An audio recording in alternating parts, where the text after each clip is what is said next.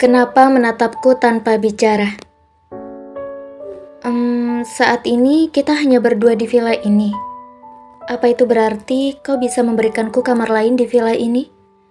Celetuk Lucky ketika mereka memasuki ruang tamu villa. Sesaat Rasha diam berdiri dan tidak melanjutkan langkahnya. Lalu berbalik arah menatap Lucky yang berdiri di belakangnya satu langkah. Aku rasa tidak bisa memberikanmu kamar lain. Aku tidak ingin siapapun melaporkan apa yang terjadi di villa ini kepada orang tuaku. Kau harus satu kamar denganku. Aku berjanji akan memberikanmu kamar di rumah yang kita tempati nanti. Dalam rumah itu ada 2 kamar tidur. Rasha bicara sambil mendekat kepada Lucky sehingga suara yang dikeluarkannya hanya seperti bisikan dan tidak terdengar oleh siapapun. Boleh aku tahu siapa saja yang mengetahui hubungan kita sebenarnya? Hanya Juna. Baiklah, aku paham.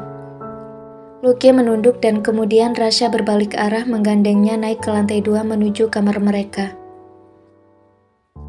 Aku ingin pisah kamar denganmu karena aku mulai merasakan ada getaran-getaran aneh dalam hatiku yang tidak pernah aku rasakan sebelumnya seumur hidupku.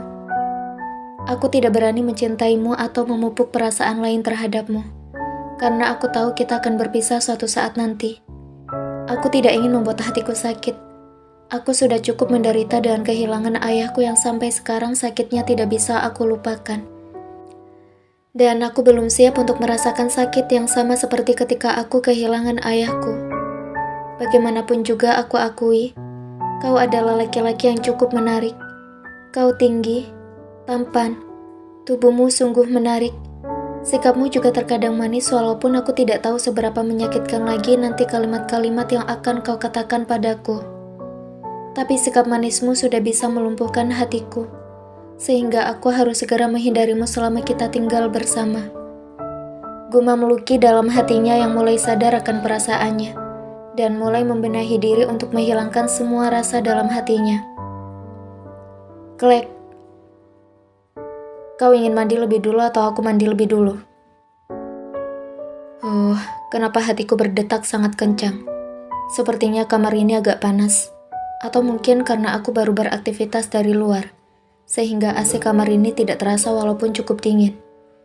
Gumam Rasha di dalam hatinya, ketika sudah masuk di dalam kamar, dan baru saja melepaskan tangan Lucky dan posisi tubuh Rasha masih ada di depan tubuh Lucky, tanpa menghadap ke Lucky. Bagaimana kalau aku duluan? Memangnya kau punya baju ganti? Tunggulah dulu. Juna akan mengetuk kamar ini dan memberikanmu baju ganti. Sekarang aku akan mandi lebih dulu. Kau ini aneh sekali sih. Kalau sudah tahu seperti itu, kenapa kau harus bertanya padaku siapa yang mau mandi duluan? Menyebalkan sekali.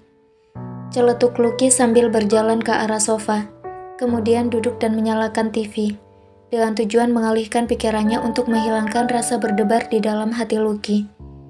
Dan Rasha juga langsung masuk ke kamar mandi melalui wardrobe.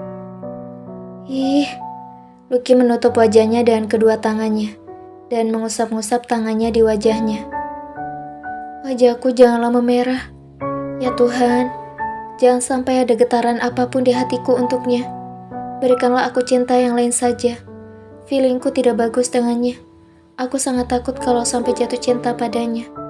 Aku mohon padamu Tuhan, jangan kau biarkan aku jatuh cinta padanya. Ayah, tolonglah aku. Aku ingin suami yang sepertimu, Ayah. Bukan laki-laki yang memiliki lidah sangat tajam, dan setiap kata-katanya selalu bisa melukai hatiku. Lucky dalam hatinya berharap perasaan aneh dan desiran aneh dalam dirinya segera hilang. Tok, tok, tok. Sesuai dengan janji Rasha, Juna mengetuk pintu kamar mereka dan memberikan paper bag berisi pakaian untuk Lucky. Beberapa pasang pakaian dan juga pakaian dalam yang semuanya masih baru. Semua pakaian itu memang pas untuk Lucky. Hanya saja modelnya lebih feminim ketimbang pakaian yang biasa digunakan oleh Lucky. Seperti biasa, Lucky sudah hafal berapa lama Rasha akan ada di dalam kamar mandi. Minimal 30 menit Lucky harus menunggu Rasha. Barulah Rasha selesai dan Lucky dapat giliran untuk mandi. Aku tidak mau menunggu mandi selama 2 jam. Jangan terlalu lama di kamar mandi. Tubuhku sudah sangat pegal dan aku ingin dipijat. Rasha memegang tangan Lucky sebelum Lucky masuk ke dalam kamar mandi, sambil matanya melirik Lucky memastikan semua perintahnya didengar. His, baiklah, lepaskan tanganmu. Lucky melangkah masuk ke dalam kamar mandi walaupun kesal karena pembatasan waktu yang diberikan oleh Rasha. Dia boleh menghabiskan waktunya untuk mandi sangat lama, sedangkan aku dibatasi olehnya. Seenaknya saja dia. Tapi mau bagaimana lagi? Sekarang aku numpang di rumahnya. Mau tidak mau, aku harus menuruti peraturannya. Gerutu Lucky di dalam kamar mandi yang terpaksa harus menunda kesenangannya untuk berendam di bathtub.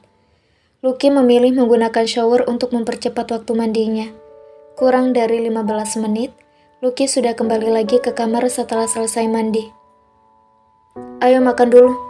Rasha yang sudah duduk di kursi di meja makan dekat jendela kamarnya, memanggil Lucky ketika Lucky baru saja keluar dari kamar mandi. Wah, pas sekali. Aku sudah sangat lapar. Tanpa menunggu, Lucky langsung duduk diam menyantap makanannya. Kemana mannermu? Aku bahkan belum menyuruhmu makan dan kau sudah menyuap suapan pertama. Cek. Komen Rasha sambil geleng-geleng kepala, dan kemudian mengambil sendoknya untuk menyuap makanannya juga. Hahaha, apa hidupmu harus selalu formal seperti itu? Kita sekarang cuma berdua. Lagi pula kita makan bukan untuk jamuan kantor. Kenapa kau tidak bisa rileks sedikit? Tidak semuanya harus dilakukan dengan cara formal kan?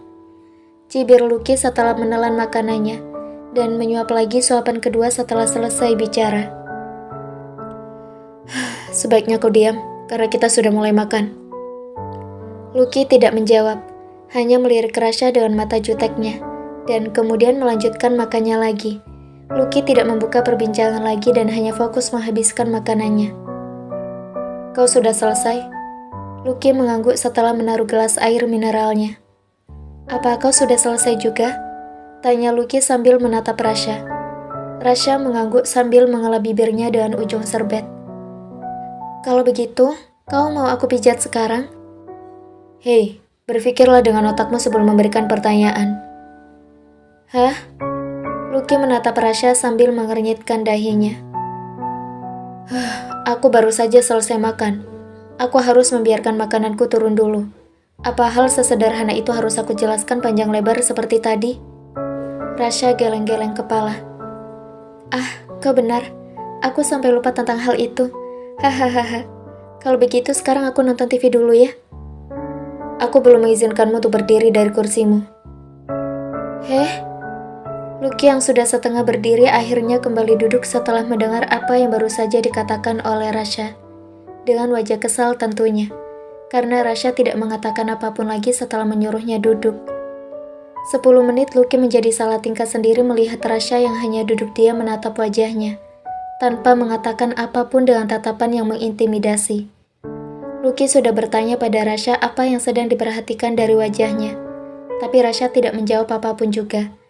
Dan saat Lucky ingin berdiri untuk pergi lagi, Rasha malah menyuruhnya kembali untuk duduk.